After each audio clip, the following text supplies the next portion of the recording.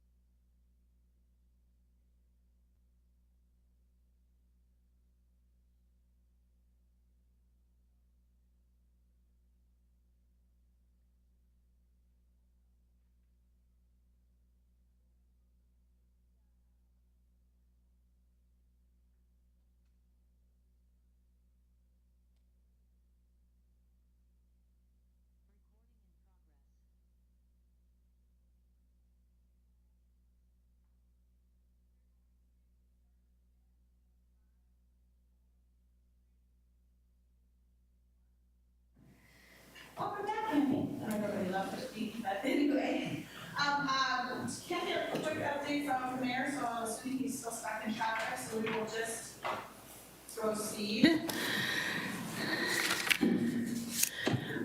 First item on the agenda is the interviews for city council vacancy.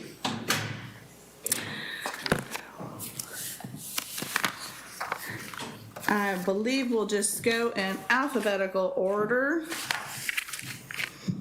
which I will quickly put them in. Pardon? Perfect. I'll hand off the baton when he sits his fanny down. Function can be erased. Okay.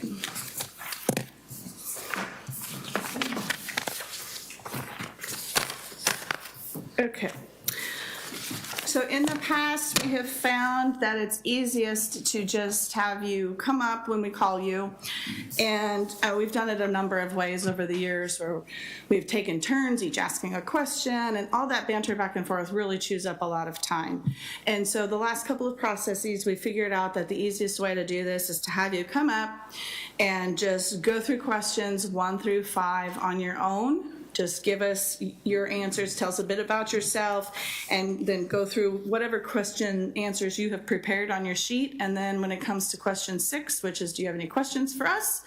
That's when either the mayor or myself, depending on who's here, will ask that question. So it takes up a lot less time to have that. We don't have that banter back and forth. You want me to put this up there in case somebody didn't bring their form? Just in case someone hasn't got their paper in front of them. That's a good idea. Thank you, Councilor Parker. So to that, does everybody understand the process as laid out? Any questions?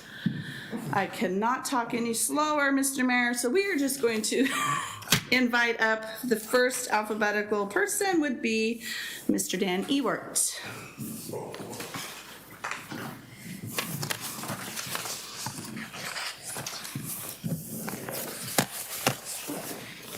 Good evening.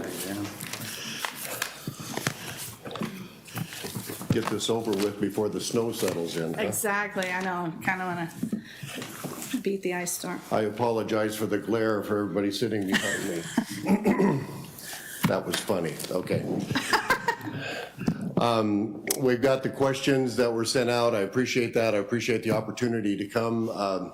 Spent a lot of hours in this room myself, so it's not a stranger to me. My name is Dan Ewert. We've lived in Canby for 36 years. Chose Canby for a place to raise our family, and has since now turned into 3 generations, so family is living here. And it was a great choice, long time ago.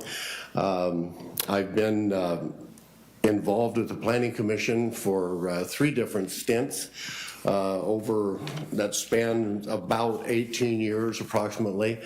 Have seen Canby grow from 1 stoplight to several, and Fred Meyers, and all different kinds of things that have happened over the years. So, and I can say I'm pretty proud of the way Canby has grown. We have grown from a little town to a medium-sized town, and I think we're going to go into a larger-sized town moving forward. And so I've served on budget committees, traffic committees, parks and recreations committees, and industrial park planning phases 1 and 2. I've worked actually with Mr. Lashbrook when he was still here, and he's the gentleman that actually developed our first comprehensive plan many decades ago. And so that was very interesting. I spent literally thousands of hours involved in meetings of all different kinds as far as city planning and whatnot is concerned. My wife and I have been involved in youth programs here in this town. We've had 13 years we spent with the Mount Hood Meadow Ski Bastard program here in Canby. I don't know how many hundreds of kids we helped learn how to ski and snowboard. So that was a lot of fun. And I hold a Bachelor of Science degree in diesel engineering with a co-minor in industrial education. I'm a native Oregonian. I am a retired, not retired, but I'm a veteran of the U.S. Air Force and the Oregon Air National Guard, spent significant time in both. I have owned and operated a number of different businesses here in the state of Oregon, and that started back in the early 80s, and 2021 I was able to retire, and I'm still involved in a few fundraising events, but we're moving forward with the retirement plan. I'm presently a member of the Planning Commission, as you all know. I'm also a member of Samaritan's Purse, which is an international disaster relief organization. I'm involved with their relief program. We travel throughout the world doing disaster relief type things.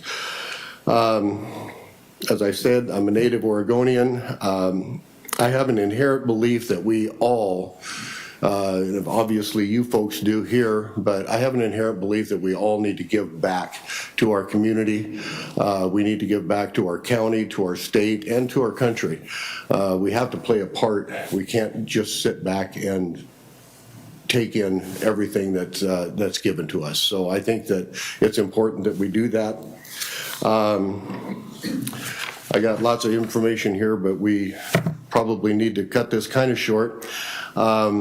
What do I find appealing about serving on the city council? Like I said, I spent 18 years kind of developing a skeletal structure for Canby as far as land use planning is concerned. I've thoroughly enjoyed that, and I think we're moving into a new stage. The comprehensive plan that I talked about earlier is going to need to be revamped. We need to look at it. We need to upgrade it. We need to have it be a tool that moves us forward into the future. And I think that sitting on the city council would give myself a seat at the table for those changes that are needing to happen. And I think we need to work really strongly with our county, state people, because they are having great influence on who we are and what we do here. And so I think that as a city council member versus a planning commissioner, I would have a better seat at the table for making those things happen. So like I said, I have a passion for land use planning. I bring that passion to the city council, and yeah, so I've got lots and lots of stuff here. People ask me, well, why are you applying for the city council now versus many times in the past? I'm retired. I have more time, not raising a family anymore. All I get to do is spoil my grandkids, so that's not a full-time job. And it's like I said, I think it's a really critical time that we're in right now as far as the pressures that's coming to us from the state, from the county, and the things that are going on. So I think it's time that I can bring a little bit of experience to the table and try to get some things done. Question number 2 was, what do you think are the most pressing concerns in the city of Canby today, and what do you think may be some of the ways to address these concerns? I think our biggest thing probably right now is our comprehensive plan. We need to update that.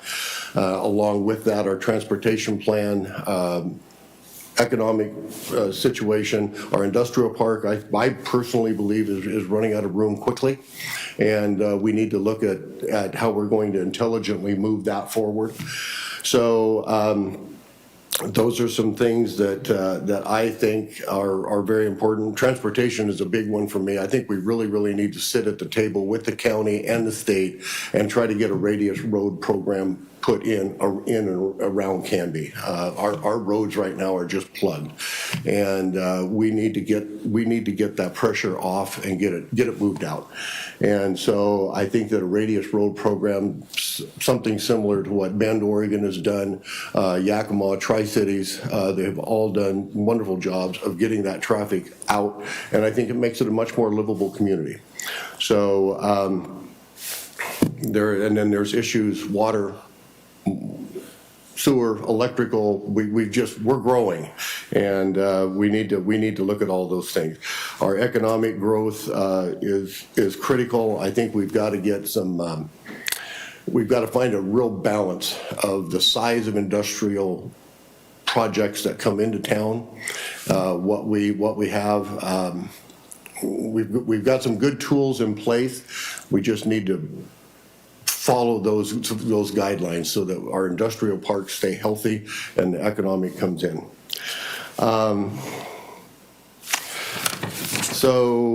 Next question, number 3. Tell us about the situation when you may or may not have seen eye to eye with a co-worker, colleague, or committee member, and how did you resolve the situation? I kind of smiled at this one because you can't have sat on committees as much as I have over the last number of years and seen eye to eye with everyone. So I can honestly say that I do not see eye to eye with absolutely everyone. So I had to narrow it down to one specific situation, and I have to, this one really kind of stands out. It was before we had the big fancy city council chamber. We were still meeting in the little building over there, and we were doing our phase 2 industrial park, and we had some stakeholders that came to the meeting, and gentlemen came and presented some information that was not correct, and he was somewhat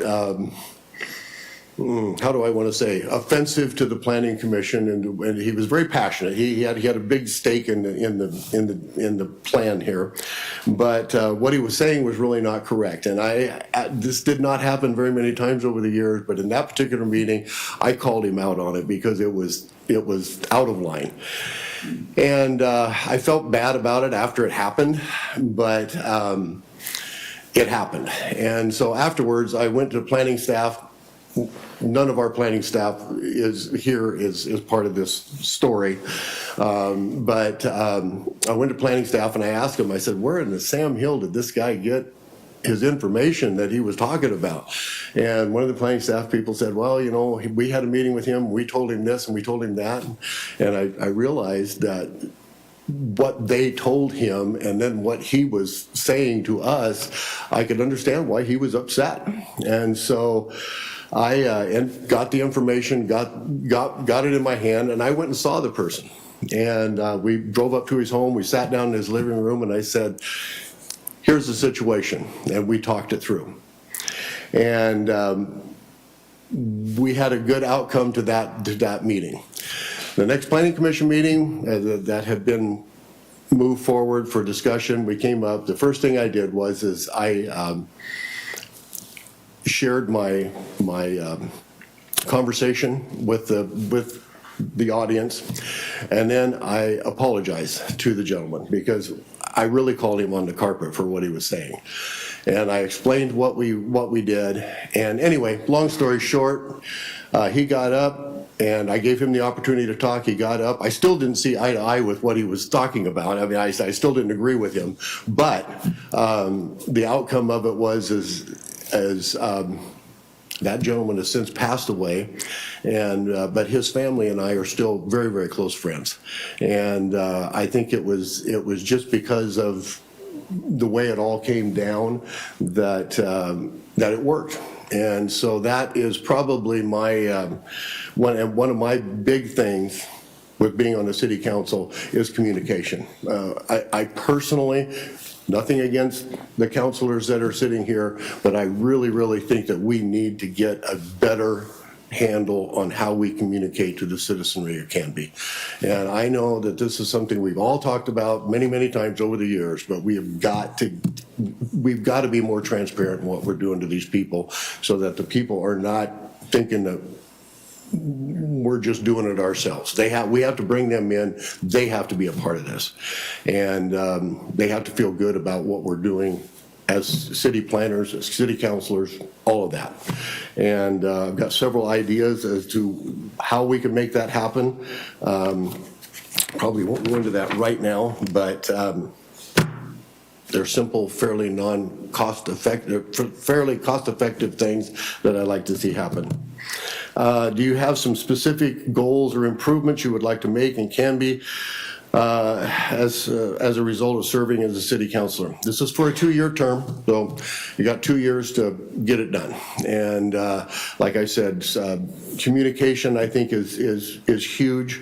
Our comp plan, we really need to dive into that just as soon as possible. One of the other things I personally would like to see is I would like to see a youth program set up so that we have some young people sitting on some of our councils, whether it be planning commission, whether it be traffic, whether it be history, whether it be the city council. They don't necessarily have to have a voting presence, but we need to teach these kids how to run the city, because we're going to leave it all to them here someday real soon. And so that would be something I would like to see happen. We talked about the comprehensive plan. The next question, number 5, is give us an example of how you have worked or participated as part of a team or committee. I've done a lot of that. We have my years with the military, of course, very much a team-focused, team-centered situation. My involvement with the Planning Commission has been with many, many different teams and people. My church, we're involved with that, and that's a team effort. And then, of course, with Samaritan's Purse, we don't get on the plane without it being a team effort and going and trying to help people. So we've done a lot of that. So, with all of that being said, here we are. That's who I am. I bring my passion, and like I said, I think as a city council, whether I'm on it or not, we have a lot of work to do. And Canby is a great place, and I fully intend for it to continue to be a great place. So, the last question is number 6. Do I have any questions for you? Can I go ahead and ask that question, or are you going to ask that question? You just did. I just did. Okay. I do. So my first one would be, in your mind, what has been, and of course you have different tenures, but what do you feel your greatest accomplishment has been while you've been on the council? And I'll just throw it out there. Whoever wants to jump in first can jump in. I think we've done a lot, Mr. Parker. Maybe we should go to some more recent memory. Councilor Bartlett, Councilor Banks, what do you think? I've only been on the council for 2 years, and a lot of our accomplishments are underway. I'm excited about the improvements we're going to make to the community park, but we haven't made them yet. I'm excited about the ordinance that we changed regarding the food carts, and I'm looking forward to an explosion in food carts, which hasn't happened yet, but I'm still excited about it. So that's what I'm probably most excited about so far. I think one of the things that I'm really proud of is the way that our city council wrapped around our local businesses through the pandemic and really supported local business. I think that's absolutely the key to a thriving community. We've, as Councilor Banks says, we have done a lot in the last several years, and to come up with 1 or 2 things that I'm most proud of, I think it'd be like picking a favorite child, but I'm really proud of a lot of the stuff we've done. But I would say, supporting our local businesses, some of the work that we've done on projects that are upcoming. I think roads has been a big thing, and I think our city staff have done a fantastic job of getting some of those roads that need to be worked on into our ownership so we can fix those. And then, upcoming stuff like undergrounding utilities down Ivy, I think that's a big thing that I'm proud of. So. Yeah, those are some great projects. I think that, as you mentioned, our industrial park is nearly full. And I remember several years ago that being a campaign point, is that being our economic engine. And the fact that we've had so much success out there is for sure, in my view, a success. Councilor Parker, do you have anything you want to offer? Well, Dan, probably for me, it's been working with the other counselors.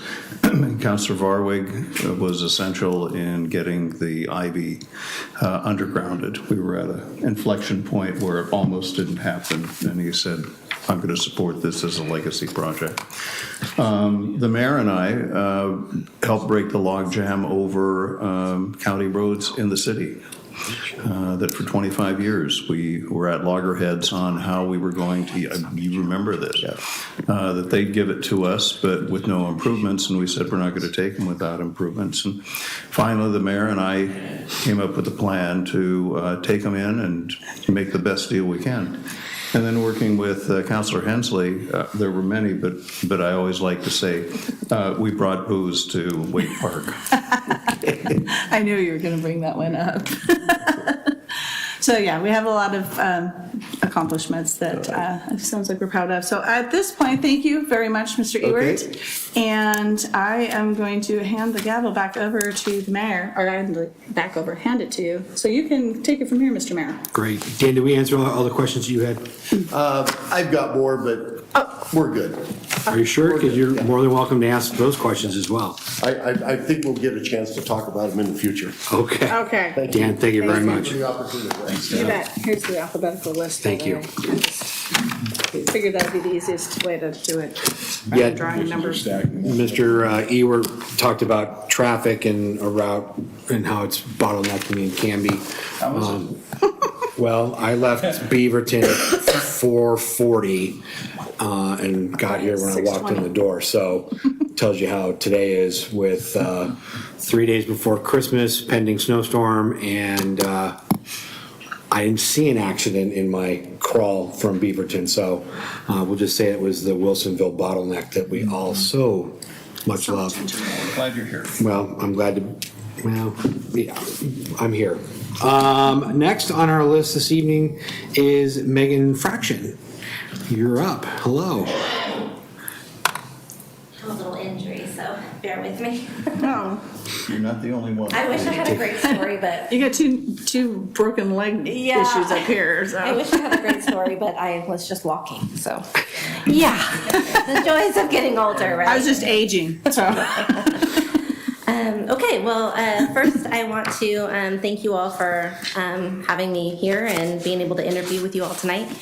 I would first want to introduce myself. My name is Megan Fraction. I have been lucky enough to call Canby home for just about 2 years, so I'm a total newbie. I moved here with my family, relocating from the St. John's area in North Portland. I'm a breast cancer survivor, and I needed a quiet area to recover and heal. It was very important that we purchased a home in a quiet area, so I'm very happy to be here. I'm also a senior regional property manager. I oversee low-income affordable housing for extremely low income, so tax credit and HUD communities. My portfolio consists of Oregon, Washington, and California. My properties have several different layers of funding, so I deal a lot with different governmental agencies and profits, as well as Clackamas County Housing, Home Forward, Multnomah County, things like that. What appeals to me the most about serving here on City Council is the opportunity to help shape the future of the community while harnessing the uniqueness that Canby offers, that small town feel. It's one of the things that really made us want to join this community, is because we could feel it when we were here, and it was the polar opposite of where we were located. So that's the appeal to me. I never had been involved with City Council in Portland. I wish that I would have been able to. I watched my town that I purchased a home in. I lived there for 16 years over post-COVID suffer, and it was at the hands of a lot of policies and things that happened in my community, and it was no longer safe to live there. And so I don't want that to happen here. I value the police department, that, you know, I've unfortunately had to call the police one time here in Canby. We had someone breaking into one of the homes that was being built, the new construction, and they were there in record time, and I was so thankful to live in a community where the police were able to respond. So Second question, what do I think is the most pressing concern in the city of Canby today, and how would I want to address those concerns? I think I still have rose-colored glasses on living in Canby, coming from North Portland, and so it's hard for me to pinpoint negative things within the community because for me it's like a dream. I still feel like I'm living in a dream. However, with that being said, I think that one of the things that could be concerning is the rate of growth. I think that, we've got a lot of people moving in here. There's a development that's being built currently on South Ivy that's close to where I moved, and which is great. I mean, I want to share this beautiful town with lovely people that are moving here, but at the same time, I think that we have to be careful and considerate in the way and the decisions that we make for large developments and businesses and companies and things that are coming into the city. I think we need to listen to the people that live in the community and make sure that we value that input before we just make large decisions that impact everyone.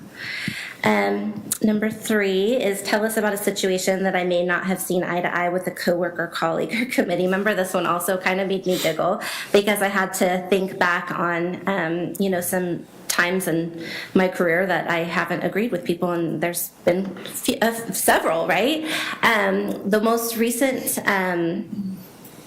recent one that I can recall is that I work directly with a lot of owners of assets because I'm a property manager, right? So I'm kind of the middle person in between a site manager and the owner. And I had a resident dispute that got a hold of the owner's cell phone number and called them with a complaint, which is absolutely fine. However, the owner then in turn asked me gave me some directive on how to handle it. And unfortunately, the way that he was asking me to handle the situation was unethical. And that was a concern for me. And I initiated a phone call so that we could have a discussion on how it should be handled so we could come to a resolution. And we did that. We made that happen. So the next item is, do I have any specific goals or improvements that I would like to make in Canby as a result of serving as a city councilor? I don't come here in front of any of you with an agenda.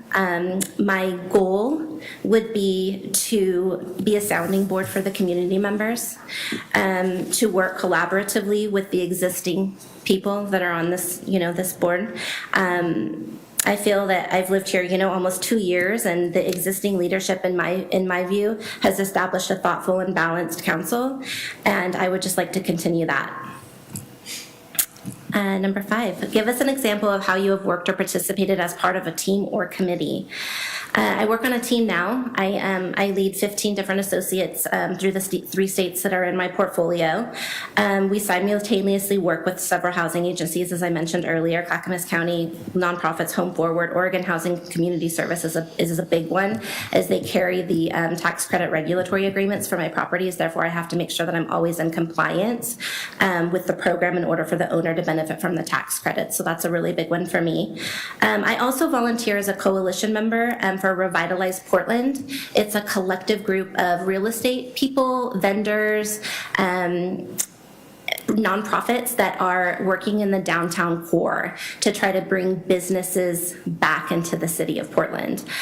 This also includes getting the tents off of the street, removing people that are, causing problems down there, and fixing the windows. It's been a big one. So downtown obviously is a large area. So right now, as a member of the Crime and Safety Board for that committee, I'm just, we're focusing on data collection right now. It's very new. And I'm looking forward to see how that rolls out.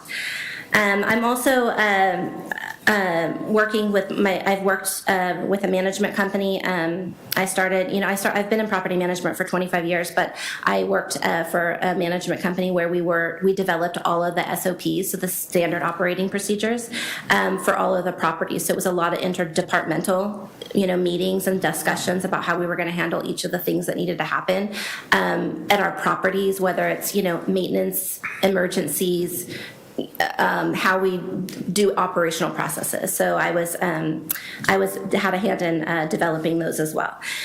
And then, do I have any questions? I think I have a question, and I don't have to have, no, not everyone has to answer, just maybe someone can answer. What do you think is the most important issue that you would want the appointed member to focus on? I guess I'll field that one. You want It's a pretty loaded question, Megan, so. I know. That's good. Job spot, Mr. Mayor. Why did we add this question to the? We might rethink that. No, Megan, I think there's a lot, just in your explanation of what you're dealing with in Portland, as part of that organizations you've been working with, those are things that we're trying to be very cognizant of and be ahead of the curve on that, so we're not having to react. I think the biggest thing that I think Canby has done well for a long time is doing things deliberately and not reactively as best we can. Obviously, there's some things that's had to be the case. And I look at some of our transportation pieces. Housing sometimes tends to be a bit, we'll say knee-jerk, and sometimes how that comes up. But I think over the long term, as you look at our city goals that we as a group put together here just recently, those are all, it's hard, they're all important, and we all think that they're A1 priorities, and so how do we juggle those things? So I think the big thing we're looking at is our comprehensive plan that has not been addressed and redone in almost 40 years. So that's a huge piece that we've got to tackle, and I think that that's going to be the first step in doing much of anything in terms of achieving our goals in the next 10, 15, 20 years. Sure, and I think that has been a discussion that you guys have been I did go back and listen to some of the meetings previously, and that has been something that has brought up in discussion before, so. Yeah. Great. Well, thank you very much for your time. Well, I guess I've got a couple follow-ups. Oh, no, Mr. Mayor, I just wanted to remind you, we have Councilor Marine on Zoom. I see him So there. he might have something he Hi, wants to Art. offer as well. Okay. And then Councilor-elect Davis is in the room, and Councilor-elect Maldonado is watching online. Okay, good to know. But Art is waving his hand. Oh, sorry. Thanks. I'll just say I'm going to try to not comment too much because there's a lot of activity in the house I'm in, so it's going to be kind of noisy. But I'm happy to be part of this discussion. Did you have a follow-up question at all, Art? Nope, that was all. Okay. Thank you. Megan, I guess my follow-up question regarding the volunteering for the Revitalized Portland Coalition. What do you think has been some of the pieces that you've seen in Portland that, if you could make a recommendation to the council, or if you were on the council, what would you recommend that would be potential pitfalls that we can avoid to go down that path where Portland is? Sure. Well, I'm not that familiar with exactly what your guys' processes are currently. However, I would think that making sure that you get the input from the people that are in the community, and sometimes that's not always just the loudest, right? The loudest person doesn't always represent the majority. So I think it's just really important that we go out, we're speaking to the people that live here, we're inviting them, we're doing polls, any avenue that we can use to collect data to make sure that we're pushing the correct processes through. I mean, in Portland, unfortunately for me, I can pinpoint specific things that the city did that absolutely ruined the town that I lived in, and I wouldn't think that those would be necessarily things that would impact Canby right now. Like, for example, they removed the gang violence, the GVRT, gun violence reduction team. That was a huge mistake, right, in Portland, but I don't think Canby has a gang violence task force. I'm not sure. So. No, I remember when that hit the news that was a big piece, and it's just been 10x on the increase in that area, so. Exactly, yeah. By the time we moved, so we moved here in April of 2021, and by the time we moved here, we were having shootings in front of our house every third night at least, and I had a young kid killed in front of my house, so it's very, very, very sad. So I think that's where my passion comes from. You know, I don't want to ever see that happen to where I'm living, you know, and I had to move, you know, for that. So, yeah, I would say that was probably the biggest thing for me is the gang violence reduction team. That and the city allowed, I don't know if they had a decision or not, but they allowed PPOP to operate within the city limits. And that caused a lot of problems for surrounding homeowners because they were giving out drug paraphernalia kits. And once that was on the street and those were being distributed to the people that were living outside, it became even more dangerous because the more you gave it, the more people were coming, and then cars were being stolen and people were being robbed, and it was a very negative thing that happened within the community, and it's kind of Pandora's box. So at this point, it's really hard to get everything back in. So. Agreed. Yeah. Any other follow-up questions for Megan at all? Megan, thank you very much for Yes, coming thank you tonight. so much for your Appreciate it. time. Yes.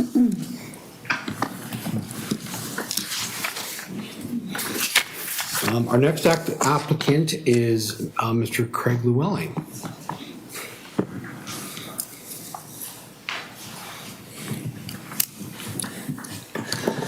Good evening. I too was sir. caught in How are that you? traffic. What's that? I left at 4:45. I'm tired. So I feel your pain. Anyway, so we've just had an election and we had a forum before that election. So a lot of these questions, you know, we answered in that. So I don't want to bore you guys to death.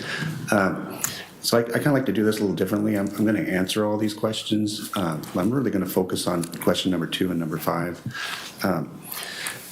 And really, I want to speak to you from the heart and with gratitude tonight. And what I mean about that is, you know, I appreciate each and every one of you. As a citizen of Canby, you've taken your time out, you volunteered. These aren't paid positions, and I just want to say thank you to each of you. And I think, you know, running that campaign, I was last minute, so I wasn't too well prepared like I should have been. But I thought we did okay, given everything, and we had over 2,000 votes, which I thought we did all right. But I don't think there's winners and losers there. I learned a lot from that campaign, and I would really encourage every citizen in this town, everybody should run a campaign. There's a lot of negativity that goes with it, in any campaign, right? And, you know, towards the end, there was some animosity, I think, but what kept me driven is going door to door and meeting the people. I got to tell you, there's some great people in this town. And I wish I'd had time to do more. You know, to the people who won, I congratulate them. And to the people who lost, you know, heads up. I mean, you guys are here. You've given it your all, and you should go away with your heads up. And I appreciate every one of you. I don't think there's you know, I think we live in a world right now where there's a lot of hate.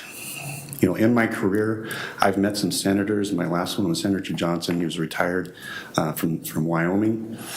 If you ever seen that guy, he's about 10 feet tall.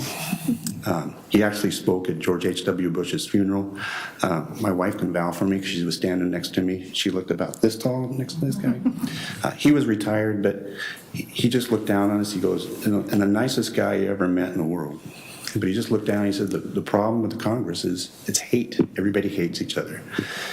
And I think,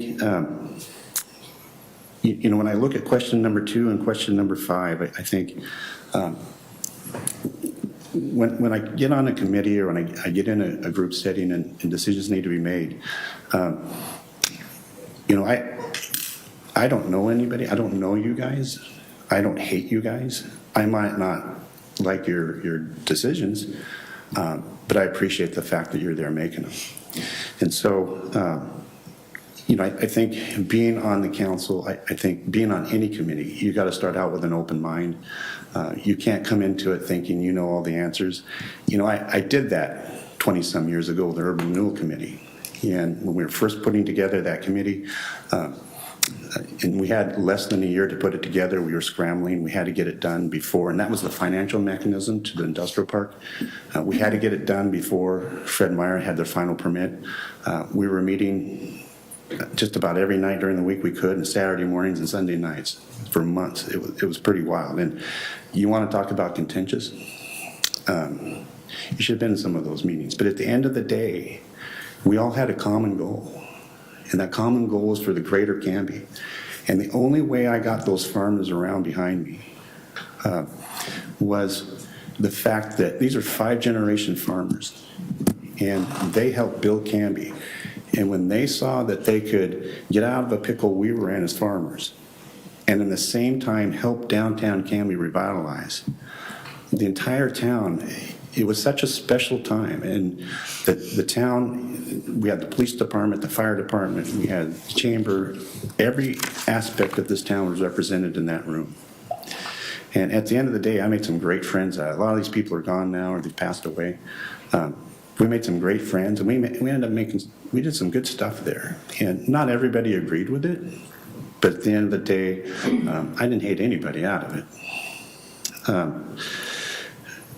And I think the fact that you can have debate, you can have different opinions, that's where good decisions come from. And I look at today, this hate between Republicans and Democrats, and I think, my Lord, you know, having that debate over the years, I think we need to get back to the 50s where we all go out and have martinis and smoke cigarettes and make a decision and shake hands afterwards and get on with it. You know, a lot of the businesses back in the day, they'd take their employees out to the bar, get a few drinks and hash it out.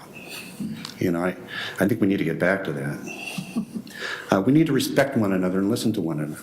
I think, and remember, we have a common goal, and what's that common goal? And so when you do that, you find that common ground, you can come together pretty easily.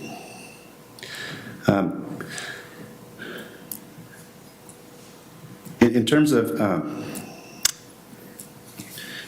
I think one of the biggest things, and this is why I said in the campaign, I used the Urban Renewal Advisory Committee and said, bring back that kind of committee. And I didn't mean to have that, say, bring back that committee so we could have all these decision makers.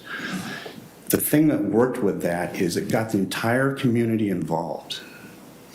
So with that group, we were able to reach out to other people in town through that group. And at the end of the day, the town understood what we were doing.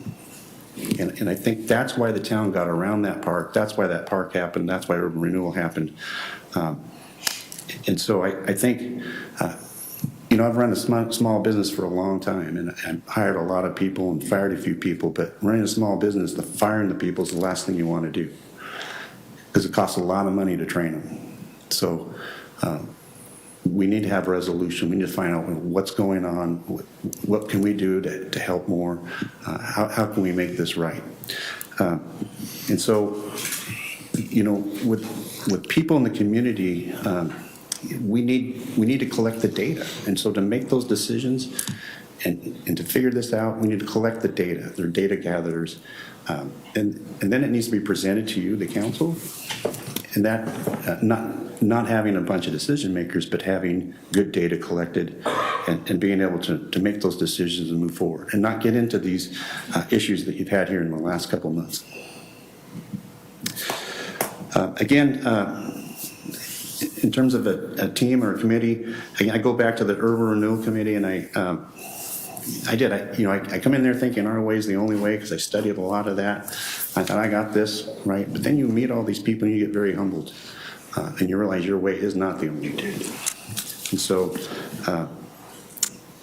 it's compromise, it's appreciating each other, and at the end of the day, it's shaking each other's hands. And you know, looking back on that, there was a couple people that I wish I would have just taken out and bought a beer and shook their hands and said, you know, I could have done a couple things different there. But in terms of questions for you, I do have two questions for you.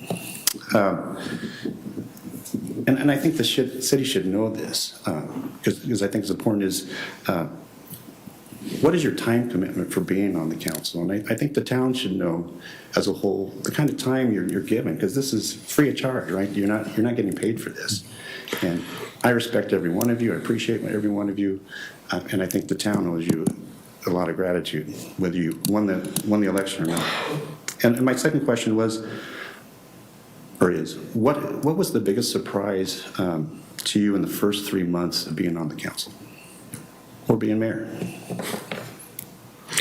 So to answer your first question, I think when I was appointed, I believe I was told it's just 2 meetings a month. Yeah, it's 2 meetings a month. On TV. Yeah, and then it was on TV. I don't even think I was told that, to be honest. But I think this role is how much you want to put into it. I think go back, I think, see, I've been up here now 12 years, so go 15 or more. And yeah, I'm sure that there were, back in the day, we get all of our stuff emailed to us, but our packets would be hundreds of pages long. And how do you, in a week and a half, read 500 pages of a construction project? And so Fred Meyer gas station. yeah, the Fred Meyer gas station was easily 3 reams of paper for each of us every time we had that talk. It becomes it's a big time commitment. It is. We've all got committee liaison roles that we should connect with and attend, as often as we need to, or as often as we can and should. There's community events, but again, it's what you put into it, and what you can do. Nothing against, I'll go back when Melody Thompson was mayor, she worked in Troutdale, so she couldn't make daytime things. It's nothing against her. That's what her job entails. Mine, I work in Beaverton, and so thank God for Zoom, because I think I had, with Scott, I think I had 3 Zoom meetings with you this week or something. So, and it's only Wednesday. So, I think that's the big piece is got to do the homework, got to ask the questions, and put in the time. We're dealing with projects that have been in the pipeline now for probably 15 to 20 years. So I've seen them enough, known, and have been able to follow the changes. Somebody new coming on here, I think of, Chris and Art, and somewhat water from a fire hose in a lot of regards of trying to get up to speed on things that have been in the pipeline now for that long. In regards to the biggest aha in the first 3 months was there's a lot of history to Canby, and understanding what was, what is, and what we're trying to be takes a lot of thought, and there's a lot of staring at the ceiling at 2 o'clock in the morning going, what are we going to do about traffic, housing, economic development, police, how are we going to work with the school district, how are we going to work with the fire department, so to me it was, I don't think there was that conversation about the 1 and 2 o'clock in the morning staring at the ceiling going, oh boy, what did I get into? But I enjoy it. I really do. There's been, on the whole spectrum of it, it's been a very enjoyable thing to do. There have been pieces, sure, that are not enjoyable, but that goes with sitting up here in that role. So I don't know if anybody else wants to weigh in. Yeah, one of the things that it's probably answers both questions at the same time, and it's there is no longer going to the store for a quick loaf of bread. Right? For real. I remember the first time that I went to the store, I think I went to get milk, and it took me an hour just to get through the doors of Fred Meyer, and I got home, my wife said, you were just going for milk, and I said, but I saw 4 people that had questions for me. And those, I value those conversations as much as any of the other conversations that we have, right? It's our citizens, our community members, and I'll not ever walk away from those. And so you have to kind of plan those into your grocery store trips or send your wife instead. Well, now she gets questions, but a few years in, but running for a quick cup of coffee, those are invaluable experiences, but they do take time. And so, it is, the emails, our packet for tonight, just so everybody knows, is 171 pages. It's one of our smaller ones. So, there is a lot of time involved in doing it. So.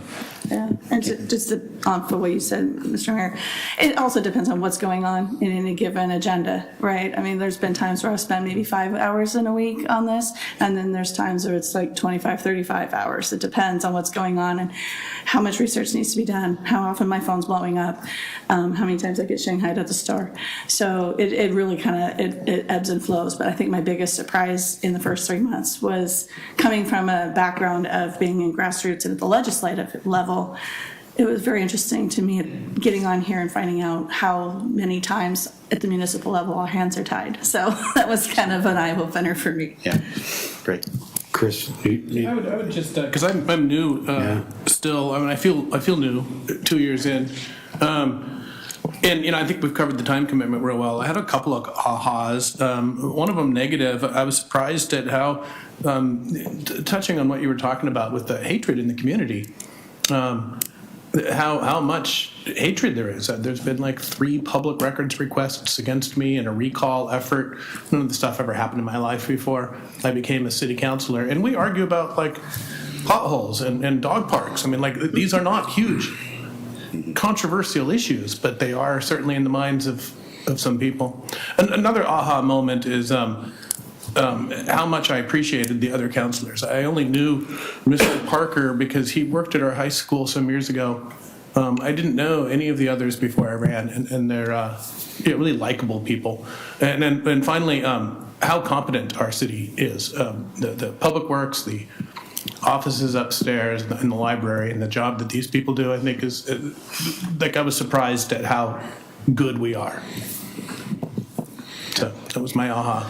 Art, did you want to chime in there, being the newest counselor? Yeah, I'll offer a little bit to Craig. It was quite surprising to me how I would kind of feel guilt for not attending the various activities around town and engaging with our constituents. They have a lot of really good input for you if you just engage them, but there are a lot of activities that go on in Canby. And I really felt like I should go to all of them, but it was, not always feasible. But, the guilt doesn't go away when you miss 1 or 2 or 5. It's, it's one of those responsibilities that you're just going to really feel. And then I'll have to agree with the issue of the amount of information you have to absorb. I never anticipated having to read a couple hundred pages per meeting, and then having other assignments to do outside of that. So it is a pretty big time commitment, but it's all worthwhile. Greg, is that anything more? Okay. Great, thank you guys. I appreciate all you guys. Thanks, Craig. Appreciate it. Our next applicant is Jason Patton.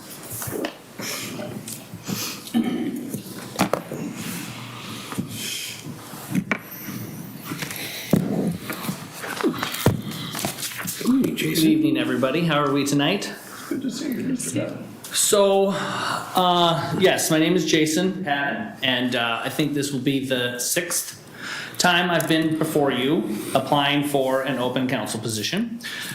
The last time was more or less just to say I did it. There was clearly I had said I wasn't going to step down from planning commission if I was chosen, but this time I am willing to do that. So we'll get right into the questions here.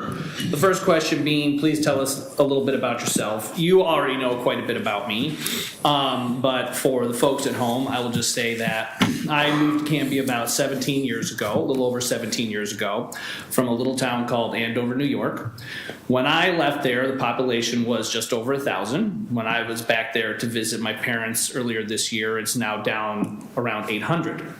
So when I moved to Canby, I was really quite excited to see the growth of a city, because when people's children come back to Canby, they say, isn't that a new building over there? Or isn't this a new house? When I go home to see my parents, I say, wasn't there a whole building on Main Street that's gone? And wasn't there a house on the road up the way that's gone? And so it's really, I know that some people in Canby dislike the amount of growth that's coming here, but the alternative is really sad. And that's why I appreciate being here in Canby. As far as what you know about me is that I am very much being involved in the community that I'm a part of is very important to me. Regardless of the time commitment, I will do whatever I can to try and help make the community I am in a better place. I am familiar with the time commitment that Planning Commission takes, as I was on the Planning Commission once before. Granted, it wasn't quite as crazy as it is now, as far as some of the projects and stuff going on. But now I've also served on the Planning Commission, and so those large packets that you get, I continue to this day to be very familiar with having to go through all those.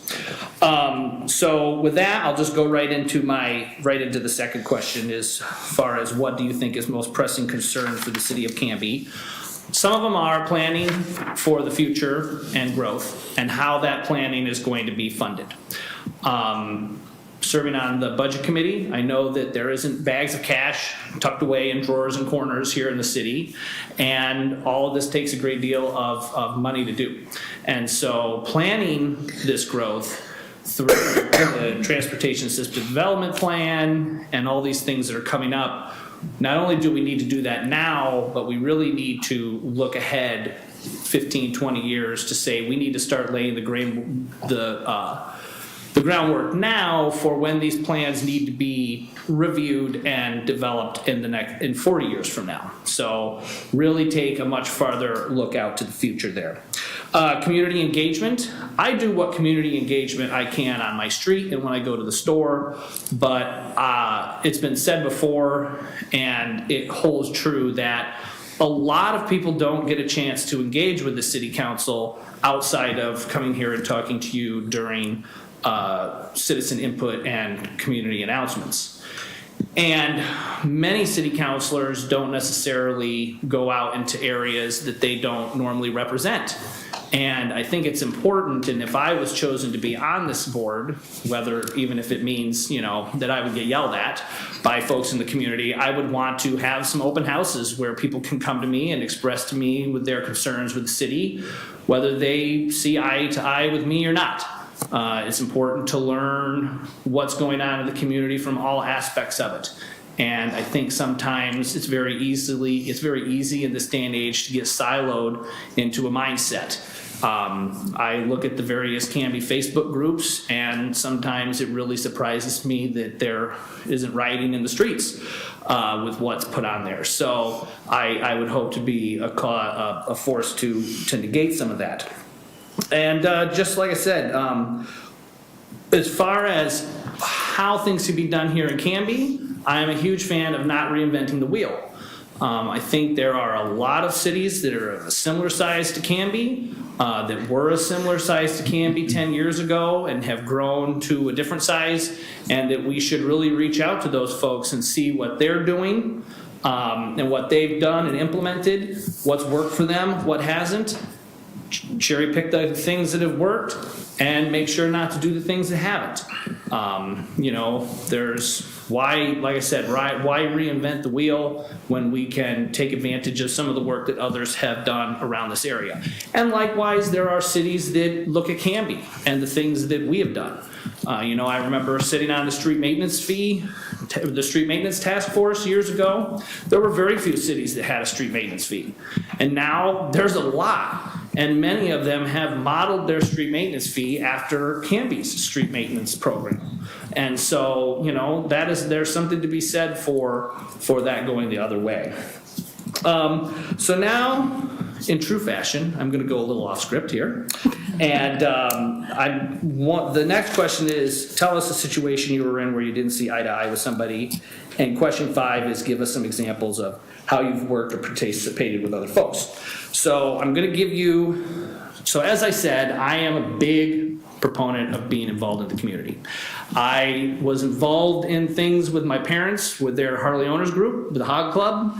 I would sell hot dogs and hamburgers at their bike games, and I would sell raffle tickets and pick litter off the street when I was a little kid. And when I got older in school, because it was such a tiny town, there wasn't a whole lot to do, so I got involved in the community. So when I was a student, when I finally graduated from high school, I was a member of the Student Council, the National Honor Society, where I served as the president. I was a peer helper, which was a really rewarding club to be a part of. I was in the Students Against Drunk Driving. I was in the Drama Club. I was on the yearbook staff where I was co-editor the final year.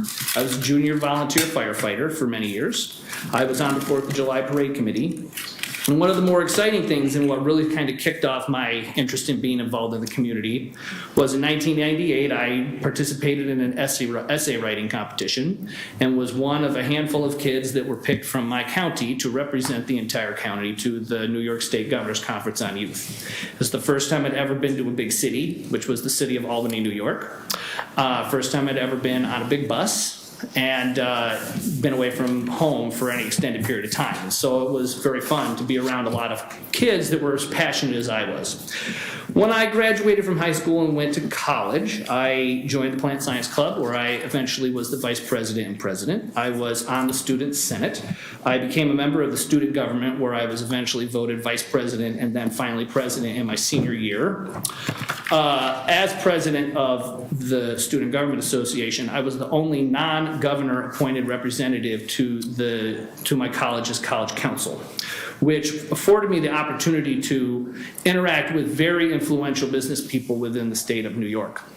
And as a 19-year-old, that was a pretty exciting time. I was the vice president for the Faculty Student Association. I was a student ambassador for the Orange Key Society. So I was the student that got a chance to tell all the parents how great the college was when they were all huddled into the auditorium while their kids took their exams. And let me tell you something, you don't just pick any student to tell parents stories about their college experience. So I was very honored. I was an RA in college, and I was the Ag and Tech and Specialized Statutory School representative to the SUNY Student Assembly, which was the statewide student governing body that oversaw all of the student governments at the 64 State University of New York campuses. So obviously, when I moved to Canby, you could tell that I was primed and ready to go. Since I've been here in Canby, I've served on the Oregon Association of Nurseries Retail and Greenhouse chapter, where I've been every officer. In fact, I'm currently the treasurer as we begin to reboot that group. I am on the Canby Lions Club, where I've served in most of the positions there, and I'm the president now, and we're working on trying to reboot that because our numbers are down. I've served on a couple of boards at the Canby United Methodist Church over the years. And then as far as city government goes, over the time that I've been here, I've been on the Urban Renewal Advisory Board. I was elected to the City Council in 2009 and served through June of 2011. I stepped down. I regret that day ever since I did it. And if I could go to the Wayback Machine, I would smack myself and say, don't ever do that again. I've been on the Street Maintenance Task Force, the City Budget Committee, where I've been chair for several years. And I'm currently on the Planning Commission, where I am chair. And I have served on a variety of focus groups and such through these various Canby government positions here. So when it comes to the question about have I been in a situation where I don't see eye to eye folks, I'm sure you can imagine that at any one of those, it's happened about 10 times. And I don't really have a particular one to call out, but I will say this. I understand that I have a very polarizing personality. Some people like me, some people don't. And that's just how it is. One thing I do try to do is be cognizant of what other people are saying and try to understand where they are coming from. And if a person comes to me with an open mind, I'm happy to listen to what they have to say, as long as they're happy to listen to what I have to say. And then if we can come together in a place in the middle, whether it's a little to the left or a little to the right or right in the middle, that's great. But one thing I have learned is that in today's day and age, there are some people that just have no interest in compromise. And rather than upset everybody involved, oftentimes it's best just to take a step back and try it sometime later. Because digging yourself into a trench or pushing that person further away is not going to benefit anybody. And that is one of the things that I see as a counselor, both now and in the future, becoming a bigger and bigger part of the job. So that's that one. Do I have some specific goals to improve for improvement of the city? I'm sure you can guess what the first one is. It's what I've talked about for over a decade now, and that's streets. I really have some concerns around the street maintenance fee. And one of my primary goals would to make sure that that is protected.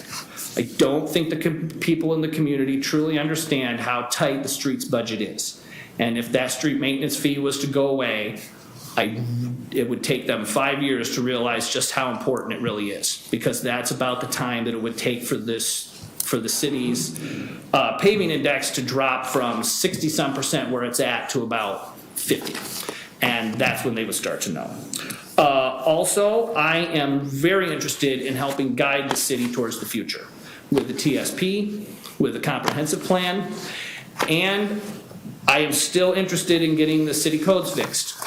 I think once the TSP is done and the comprehensive plan is done and the city moves into the urban growth boundary change, it will be a great time for us to look at the city codes and get somebody in to take a holistic look at those. Because let's face it, between the planning commission and the city council and all the other stuff that's going on, for those groups to really sit down and try and fix what's been in place since the 1980s would be very difficult.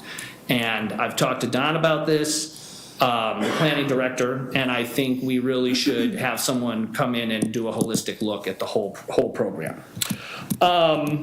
So with that, the other thing that I would really like to do is lay the groundwork for a sidewalk program. The sidewalk system in Canby is very chopped up, and I think there is a way, once the gas tax is used to update all of the ADA intersections, that money can be used towards a public-private partnership to help homeowners put sidewalks in front of their houses, or if the sidewalk is dangerous, help them make repairs so that they don't get in trouble. So that's a project that I have mentioned before. In closing, if I'm chosen, I'm available. I know there was some discussion at a previous meeting about, when, how the swearing in or whatever will be. I'm in town all this week and Tuesday and Wednesday of next week, so I'm happy to come in and take care of whatever paperwork. But if I'm not chosen, which, let's face it, hasn't happened yet, so I'm gearing up for that.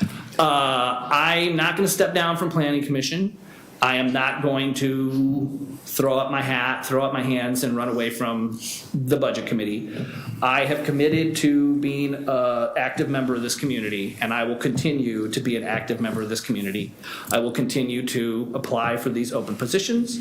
Every once in a while, I will run for a position, and I'll just be here because I am all in for Canby, and that's pretty much it. I don't have any specific questions for you folks because I am familiar with a lot of what's going on, and I've already talked quite a bit. There's other people to come. I guess in conclusion, do you have any questions of me? Yes, Councilor Banks. So the last time we had these conversations with a council appointment, I just wanted to be clear. You had said that you would want to continue serving as planning commission. Is that still the case? If you've covered that, and I apologize, but if you were to be selected as the city councilor, No, I will step down from planning commission, and if I'm the one chosen, I will step down from planning commission, and I would take the council position. Okay. That doesn't mean that I'm going to stay away from planning commission. I will still work as an advocate for the planning commission to make sure that the seats are filled and be an advocate for folks applying for those positions. I also have a very good relationship with Don, and I would like to be an advocate for the planning commission as far as making sure that funding is set aside in the budget for future plans and procedures, code updates. Actually, one of the reasons why I had said I was going to stay on planning commission is because I was pushing to get some codes updated.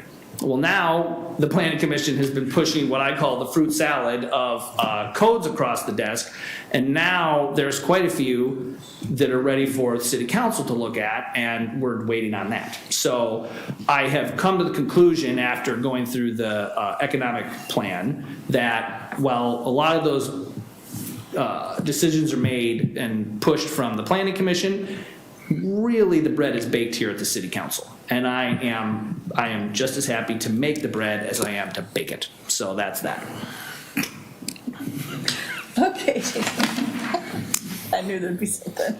There's something weird. Something would come out that made no sense, but kind of Waited did. to the last sentence, but there it was. There you go. Okay. Any other questions of me? No.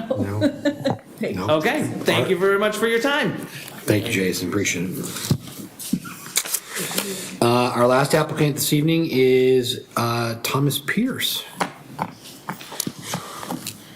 Mr. Pierce. Mr. Mayor, City Council, Good evening. pleasure to be here. Yes. Reminded of a Far Side cartoon where Noah was boarding the animals onto the ark, and he said, we're going to do this alphabetically, and the zebras are, damn. A little bit about myself, and just a point of clarification, I uploaded my resume. I don't know if you have, if those were distributed or not. I have copies if if that's something that, Your application No, it's is just all the we have. applications. oh, you just the application? May I? Yeah, if you want to hand those to Maya Sure. there, she'll pass them down along the line here. Thank you. So my, for question one, I won't reread the questions. I think we know what they are by now. For my background, I first came to Canby right after high school, back in the 70s. I graduated from a high school overseas, and my parents had moved to Canby, and I moved home for a while and lived in Canby. I worked, if those of you who have been around a long time, Highway Market, bagged groceries for Highway Market, and then I moved over to Ross IGA and then Tradewell.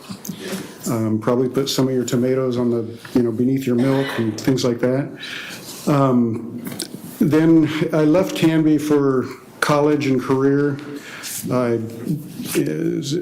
Shortly after that, I married Linda Hoffman, who was a graduate of Canby High School, and her family has been in the area since the 60s. I moved back here after retiring. My career was with the U.S. Department of State. I spent 27 years as a diplomat, retired in 2018, and had ties with Canby, so this is where we chose to move. I had a long privilege to have a varied career. My last assignment was as the foreign policy advisor to the Commandant of the Marine Corps. Traveled with him extensively. Was part of the senior Marine Corps leadership team. I was the deputy coordinator for the U.S. government for the Olympics in Rio de Janeiro, Brazil. And it was a massive endeavor involving hundreds of U.S. personnel, lots of security, the alphabet soup of agencies. I was the World Cup coordinator, which was a similar capacity, only on a smaller scale for the U.S. government prior to that. Ran an embassy as the acting ambassador for over a year, and then the deputy chief of mission of that embassy. It involved several U.S. agencies. The State Department has the lead role overseas and is responsible for all of the agencies that have an overseas presence. And had assignments in the State Department in various capacities, as well as other embassies and consulates. So one of the things that my career led to, of course, was moving every 2 or 3 years. And before I retired, one of my objectives was I want to be involved in a community. I want to be part of a community. I want to be in one place for a while. And looked for capacities to do that. I was the HOA president for a couple of years over in Willow Creek Estates, just, small HOA. There's only about 87 houses, 90 houses, or 90 members. And the timing for this has presented itself. I'm available. I've got time to commit to this. And it's something that I have a passion to be involved with on a community level. So, when I look at what the most pressing issues for Canby, I don't have more information about this than a casual observer, but I know Canby faces the challenge of balancing growth with maintaining the character and livability of the community. And I've heard from other candidates, and I've heard, from people in the community that that's a priority for the people here. And so, the balancing that growth, attracting business, supporting business, and maintaining livability, traffic, green spaces, housing options for people are what I see as some of the most crucial items that the city could be working on and is working on.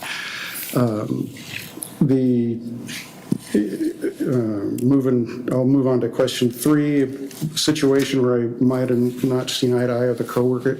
As you can imagine from my career, there might have been times like that. The one that comes to mind, how I manage conflicts, really, I like to think structure drives behavior. And if the structure of an organization is such, sometimes there are processes and procedures that will result in how a conflict is resolved. Sometimes negotiation is the way out. Sometimes it's compromise. Sometimes it's just as simple as clarifying communication. But an example, I was involved a lot in multilateral negotiations, both for the 2009 Summit of the Americas, then afterwards for an initiative that the State Department had with our free trade partners in the hemisphere. A long-term objective was to get a hemisphere-wide free trade agreement. At that time and now, that was too big of a lift. So we decided to have like-minded countries with which we had free trade agreements, come together on an initiative. We called it Pathways to Prosperity. And I was tasked with negotiating a statement at a launch. The launch was in Nicaragua, and Secretary Clinton was coming to the launch, and I needed to negotiate a statement for that all of the member countries could agree to. And time was pressing. There were a couple of countries that had, at the time we undertook the trade agreement to the time when we were launching this initiative, had adopted different ideologies and policies that the United States couldn't support. And they chose to be obstructionist in the negotiations. So the way I resolved that was first enlisting allies among other friendly nations and making sure I had support. And then when they introduced language that we knew we couldn't accept, that would scuttle the relationship, rather they anticipated the U.S. negotiator would react and that it would scuttle the agreement. But instead, I thanked them for their input and told them, underscored the importance of the points that we're making and said, let's find a forum to deal with this. And that's what we did. They removed the objectionable language and we looked for other opportunities to discuss contentious issues. So, it's a little bit of a long story, but there's a lot of different ways to manage conflict and among colleagues, and the communication is one of the key areas, and understanding and listening. So I'll move on. Question 4, specific goal. Specific goals for the council. I don't have a specific goal or objective. I don't have an agenda. What I have are principles that I would apply. Listening to stakeholders, the citizens and their input, fiscal responsibility, transparency, and applying those to the issues. I think the city has done a commendable job in managing the issues that I see as a citizen here, and I think that by applying those principles of transparency and fiscal responsibility and prioritizing based on what the citizens and stakeholders need are how I would approach the position.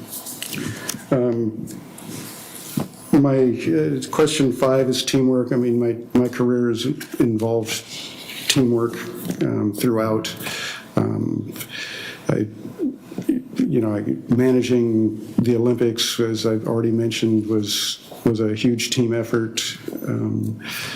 I won't go down the list, but I have plenty of examples that I'd be happy to share if anyone wants to pursue conversation offline. So as far as questions, a lot of the questions that I had in my mind have been asked. I think the one remaining question would be, what if you had one thing you could tell a prospective candidate or somebody who's about to serve on the board, what do they need to know? What would that one thing be? And I would just open it up to whoever wants to. Got some tough questions. That's some good stuff on the Oh, one thing. I would say in my 11 plus years, the most important thing that I have found valuable in my personal life when it comes to being a counselor, because I do give so much of my time and attention to the community and listening to the stakeholders and all of that, is to make sure you have a good support system at home. Yeah. If the family's not on board, there could be problems.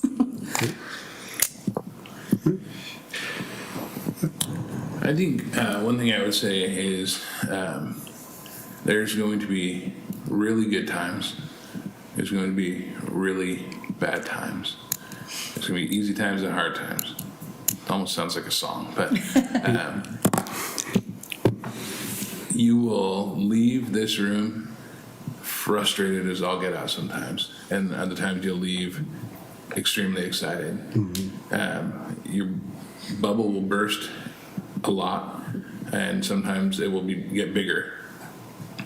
That's just how it is with this. You can't win everything, but it is always 100% worth it, because this is an incredible community full of incredible people who deserve for us to work through it. So whether we get our way or not, it's worth it. And any questions? Did any of you have questions? Sorry, prior to Craig? Art, any follow-up from you? No? Okay. Thank you very much. Thank you very much. Appreciate it.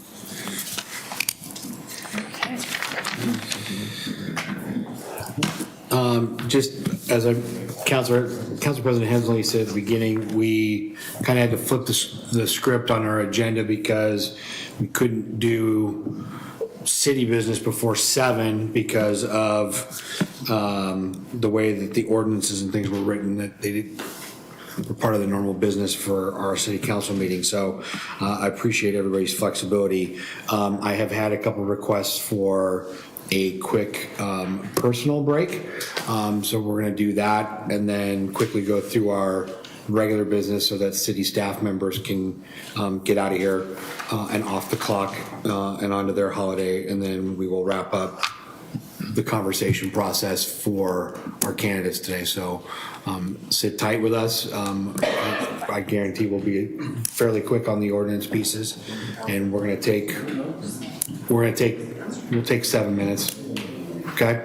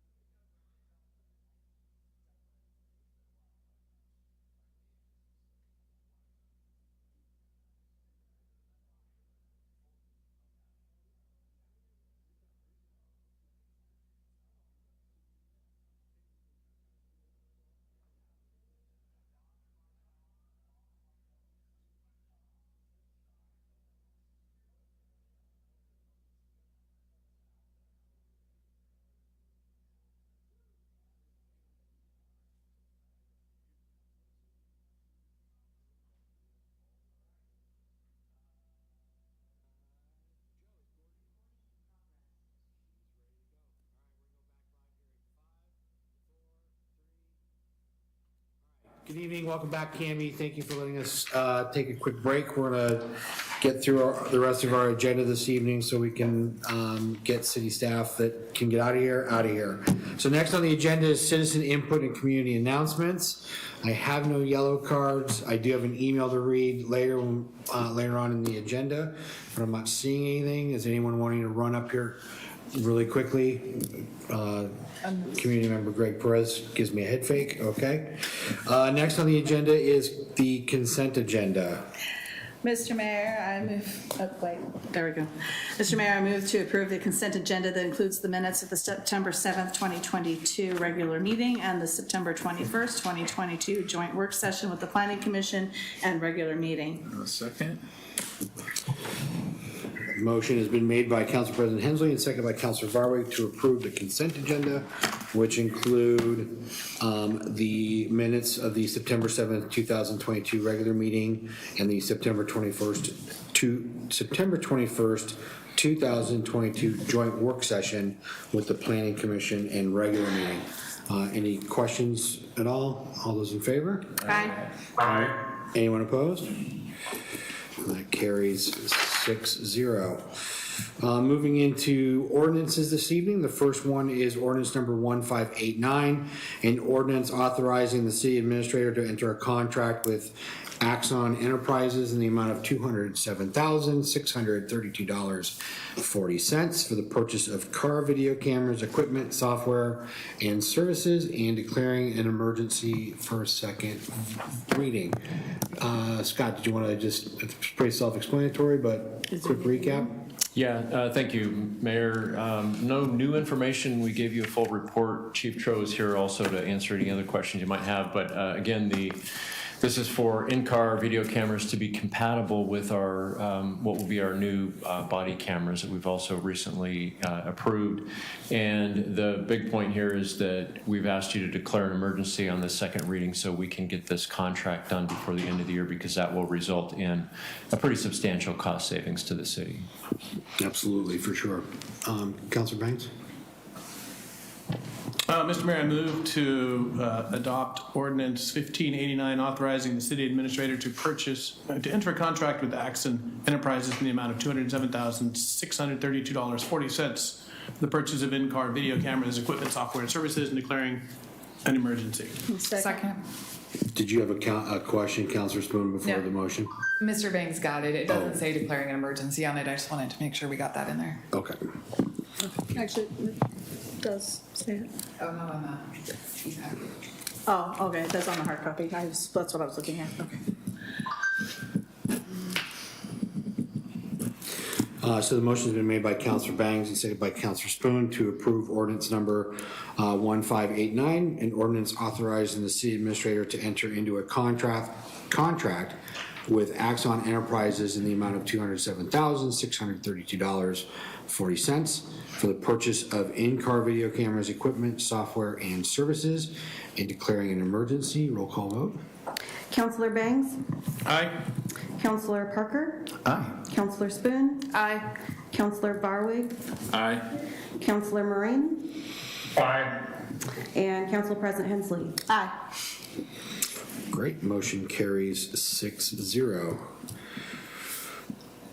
Next ordinance is number 1591, an ordinance authorizing the city administrator to execute a contract with Lee Contractors LLC in the amount of $773,000 for the 2022 wastewater treatment facility improvements project. Also second reading. Scott, if you want to... Again, no additional information from the last meeting. Just quickly, this is for improvements at the wastewater treatment plant, to improvements to a storage basin, construction of a new storage building, and some improvements to the building that has to do with our electrical distribution system at the plant. Great, definitely upgrades that are needed and overdue, for sure. Councilor Spoon, a question or? No. I move to adopt ordinance number 1591, authorizing the city administrator to execute a contract with Lee Contractors LLC in the amount of $773,000 for the 2022 wastewater treatment facility improvements project. Second. Motion's been made by Counselor Spoon and seconded by Counselor Hensley to approve ordinance number 1591, authorizing the city administrator to execute a contract with Lead Contractors LLC in the amount of $773,000 for the 2022 wastewater treatment facility improvements project. Any discussion or further questions? No? All those in favor? Roll call. Sorry. Thought I'd get through. Counselor Bangs? Aye. Counselor Parker? Aye. Counselor Spoon? Aye. Counselor Varwig? Aye. Counselor Marine? Aye. And Council President Hensley. Aye. Motion passes 6-0.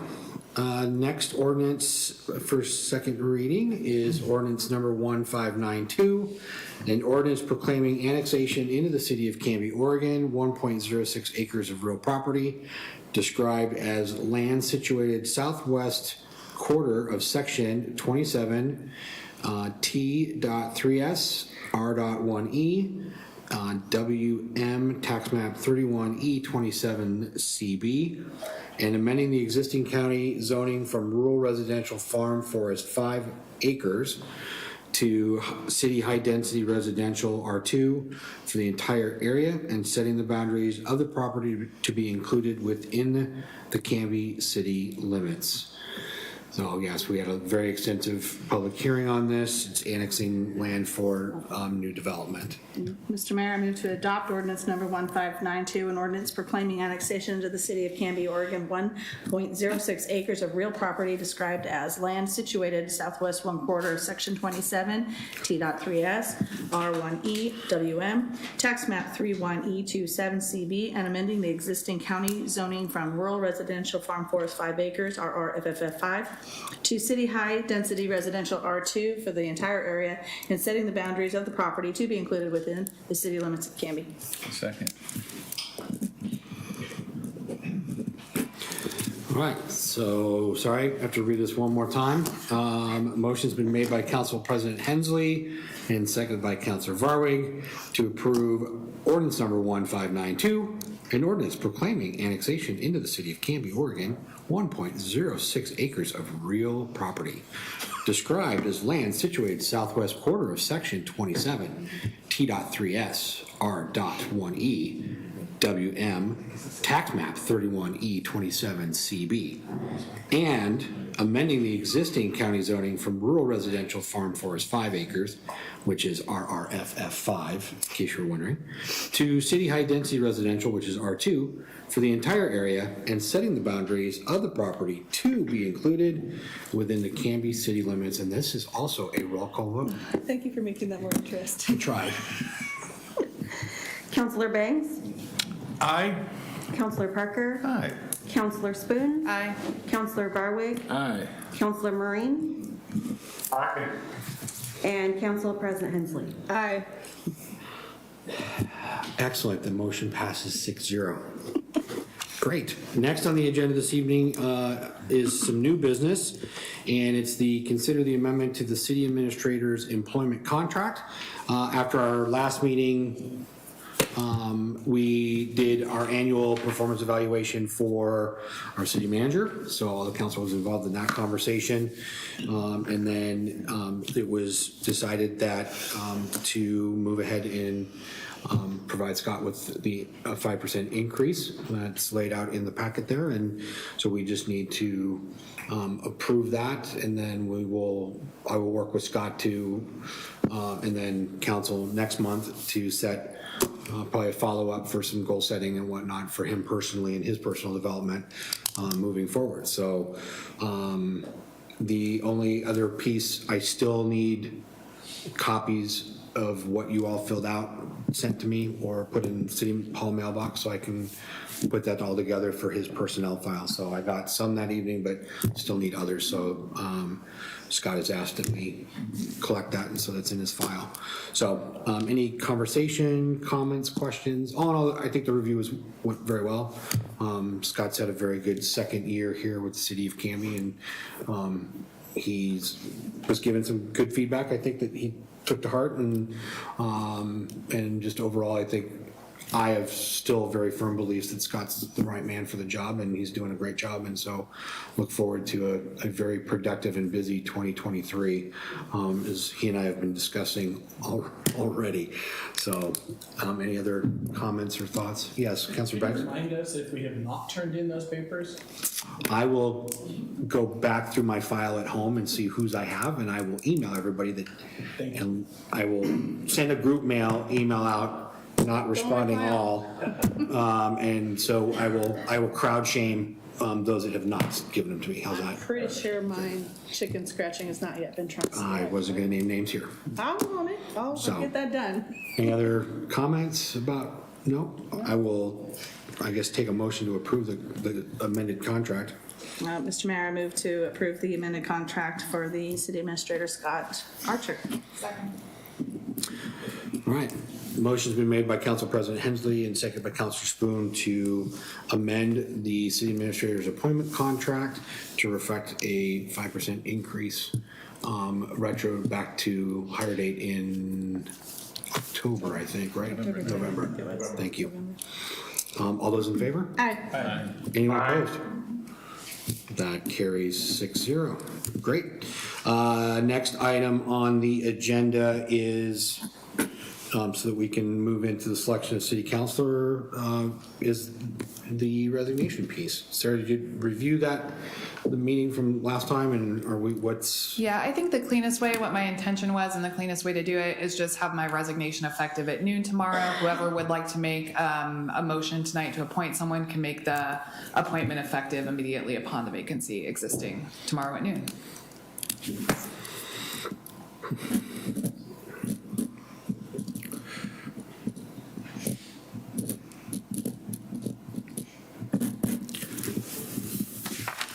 Okay. Questions, comments? Councilor Banks? No, I wanted to make a motion. Okay. Mr. Mayor, I move to appoint Jason Padden to the city council We're not on that part of vacancy. it. We're not We're not to to that that part of the section agenda yet. I didn't, Sorry, we're under the new business, or sorry, the acceptance of the resignation piece. So I haven't moved Mr. Mayor, on. I move to accept the. Hold on. Are we clear where we're at in the agenda? Does there have to be a motion to it? but I don't know as we can approve a resignation that hasn't happened.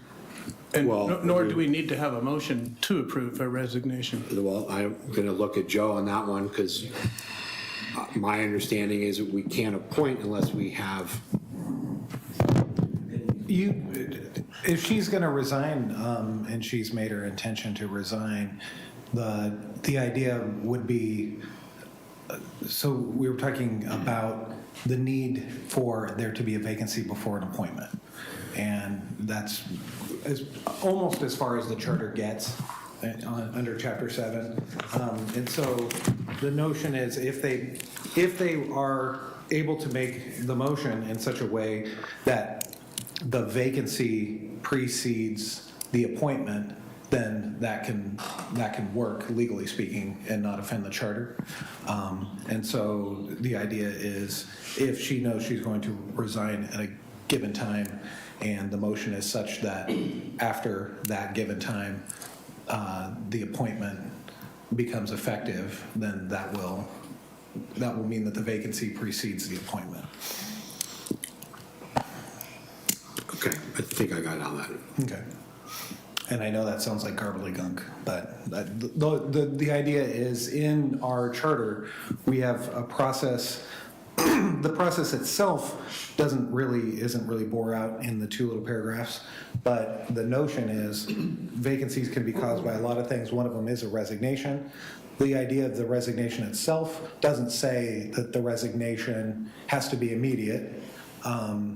Somebody can resign on a date certain and not offend this charter. And then the second part is the vacancy then requires you to have an appointment after the vacancy. And the appointment should take place immediately upon the appointment itself makes the person who, the appointee, immediately in the seat.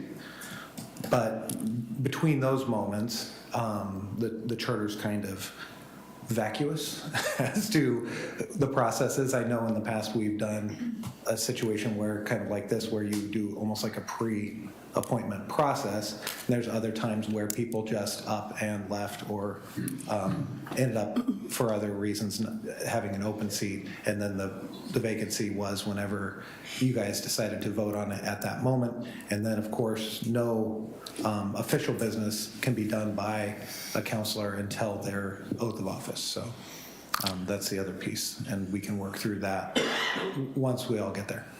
So as I understand it, then an appointment can be made to a filled seat.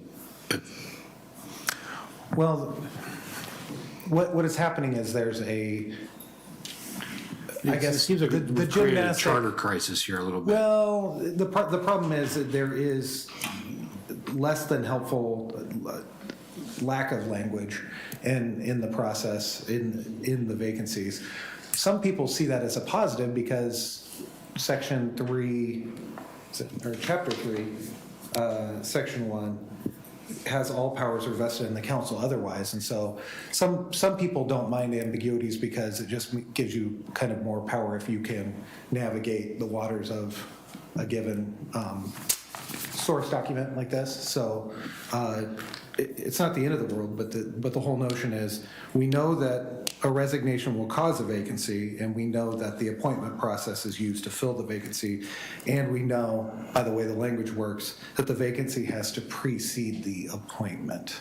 Now, whether or not the motion is being voted on by a majority of people or passed by a majority of the council that actually says, fine, we're going to appoint on such and such date after a vacancy, that doesn't offend the charter. Okay. So it all depends on then, I guess, when the actual swearing in and the appointment would occur. So, because I think we also talked about the last meeting of, We're only gonna have the judge come in once. well, and we don't have to have the judge, Joe can do it, but I mean, that was talked about as well, as just doing it, whoever is appointed this evening, be put in with everyone else on the first meeting in January, so. For a more ceremonial sort of swearing in, yeah. Sure, okay. I just wanted to make sure that we've grasped the situation fairly and correctly. Okay, so Sarah, you've changed your resignation from Friday to tomorrow at noon. Yeah, I apologize for the lack of clarity. It was emotional, but the way it was written was the way it was written, and I intended to read it, was that would happen tomorrow. Okay. And Joe, do we need an official, I don't think we've done it in the past, as I can recall right now. Yeah, we've never done an official acceptance of a resignation. It is, we do that for staff all the time so that there's kind of no takebacks. But you know, we've never done it here historically in the almost 11 years I've been here. Yeah, I was gonna say, because I don't think we've actually done a voting on it. My thinking was just, as she said, to keep it clean. I was like, well, if we said we accept as of this time, but if it's not necessary, no, I'm fine with that. Okay. All right, then I will consider that item of business taken care of. I'm going to move into item 7, the acceptance of, sorry, thank you, 8. I even crossed off 7. Selection of a city councilor. I do have, we did receive emails from a number of community members for Mr. Patton and Mr. Llewellyn. And then I did receive an email that was asked to be read here this evening from Lois Brooks. She's the vice chair of the Library Advisory Board and the former chair of the Friends of the Canby Public Library. Her email stated, I have known Jason Patton since shortly after moving to Canby 7 years ago and have always been impressed by his dedication to the city and to the residents of Canby. He has been a very seasoned centrist approach to issues, which is sorely needed in our current council. He stays current on relevant issues and is always interested in feedback from our residents. He will be a great addition to our city council. So that was on that piece. Discussion on councilor selection. Councilor Bangs, you're ready to just jump on a motion? Yeah, we can discuss after the motion is made. Sure. Okay, thank you. I move that we appoint Jason Padden to the Canby City Council effective upon Councilor Spoon's resignation. Okay. I'll second. Second. Go ahead with that. Then, if I could, I'd like to just speak to my motion. Sure. Thank you. I'm making this motion mostly because I can't move to appoint all five. I liked every candidate. I'd be honored to serve with all five of the applicants today. I think all of them offered great advantages to our city. I asked Jason Padden to throw his name in the hat in the last time we did this, but then there was an issue with the whole planning commission chairmanship, which apparently is not there now. And so I'm still sticking with my preference of Jason Padden. Okay, any other discussion on this? He's waving his hand. Yeah, go ahead, Art. Sorry, Councilor Marie. I strongly support Mr. Padden too. And I agree with Councilor Bangs that we had some excellent candidates. But Mr. Padden has been through this process a number of times, and I'm very concerned with losing the institutional memory of Councilor Spoon. So to be able to replace that with somebody that has that background and that experience, I think would be the most beneficial thing for the city. Okay. Any other comments? Okay, so the motion's been made by Councilor Bangs to appoint Jason Padden to the City Council seat that will be, and then second by Councilor Parker to take effective tomorrow at. Effective upon Sarah's Yes, upon Sarah's resignation. So I made the motion such that there could be some vagueness there. Well, I guess if she decides to extend it, then.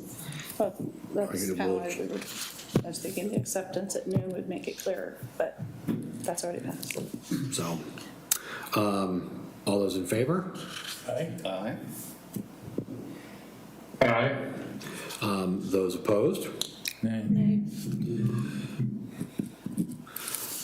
Looks like you're not involved in the vote. Yeah. Well, congratulations, Mr. Padden. You are the new appointed city councilor.